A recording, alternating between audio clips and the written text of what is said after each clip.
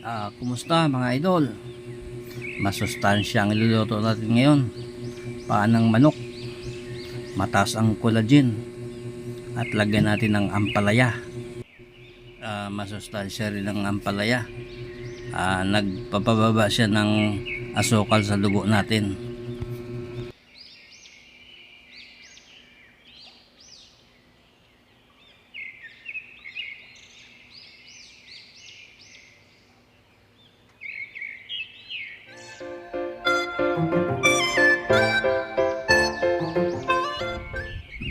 Itong iluluto natin, kalahating kilong chicken feet, mayroon tayong isang ampalaya at dahon ng ampalaya,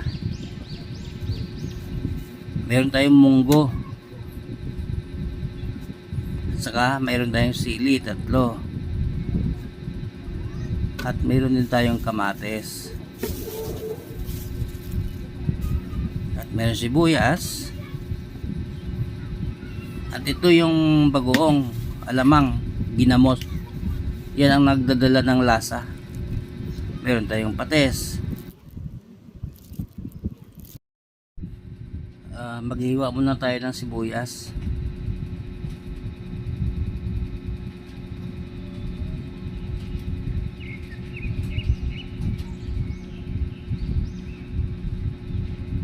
At isunod natin yung kamatis.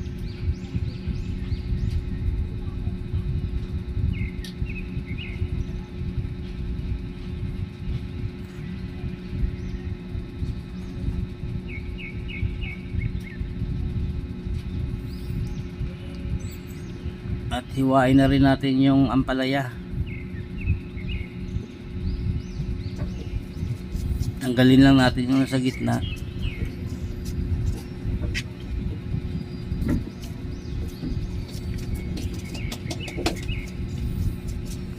Magandang recipe ito. Masustansya.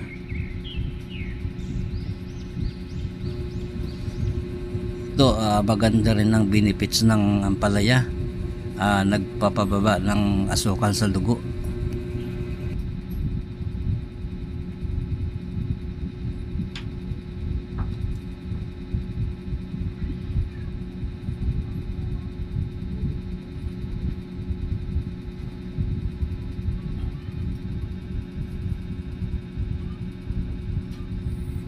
At binabad muna natin sa tubig at lagyan natin ng asin para mabawas-bawasan yung pait niya.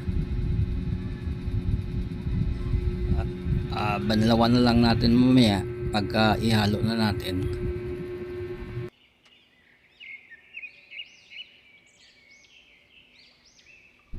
At mag-umpisa na tayo mag-gisa.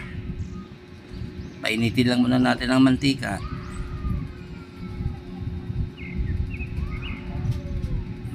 At igisa na natin yung sibuyas.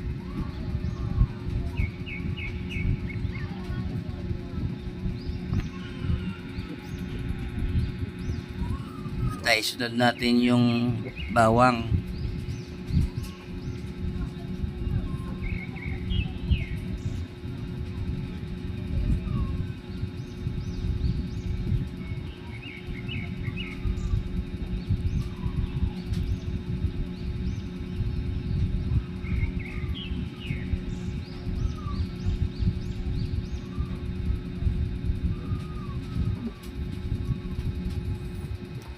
At pwede natin ilagay ang kamatis.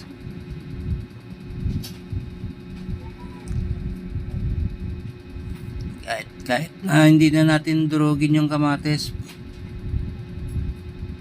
kasi mahaba ang lutuan nito eh.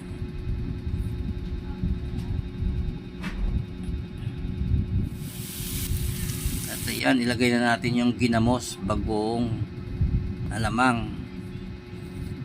Popular yan sa parting Visayas. Basta't may munggo, lagyan nyo ng ginamos. Perfect yan.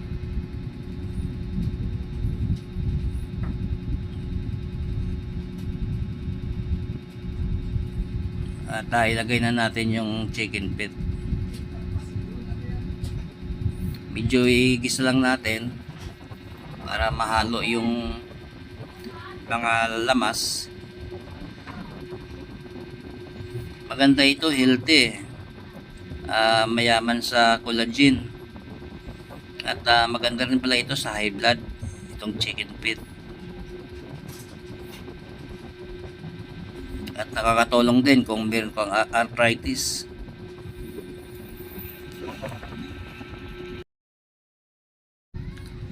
Pwede na natin ilagay ang munggo.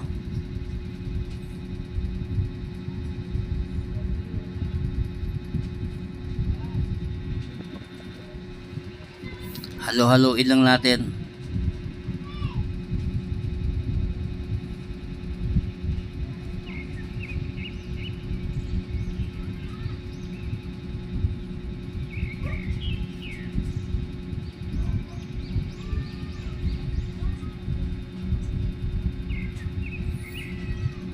At pwede na tayo maglagay ng tubig pansabaw.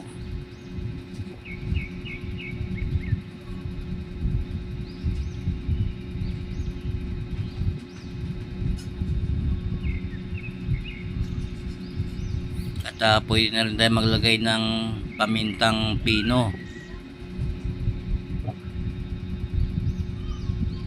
At saka chicken powder maglagay tayo. At saka patis. Takpan muna natin at pakuluin hanggang mga 30 to 40 minutes.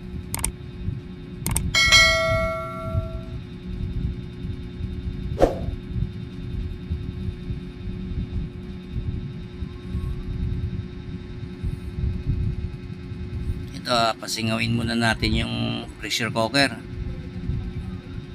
bago natin buksan. At ito, medyo malambot na ang munggo at saka yung chicken feet.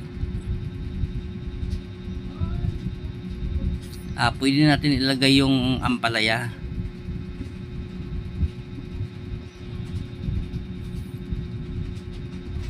At ilagay na rin natin yung sili.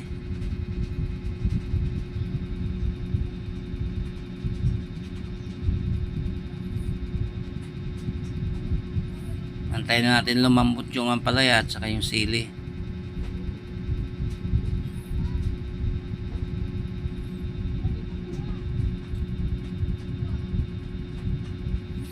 Pwede tayo maglagay ng asin, panlasa lang.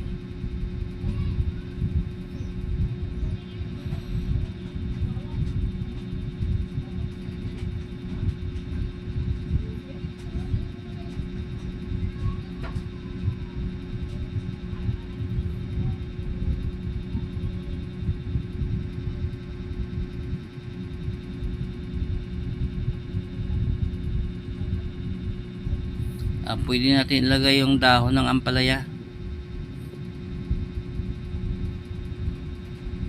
Malapit na ito.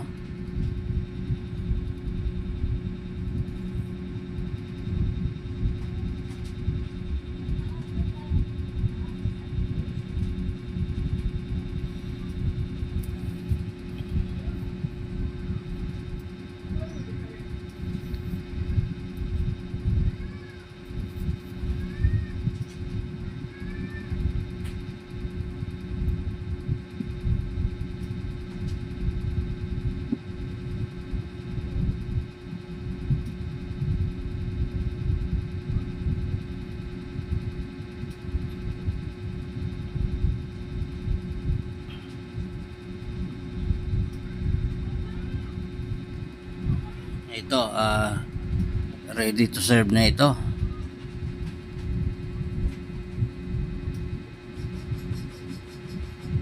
Sige mga idol, kita-kits tayo ulit.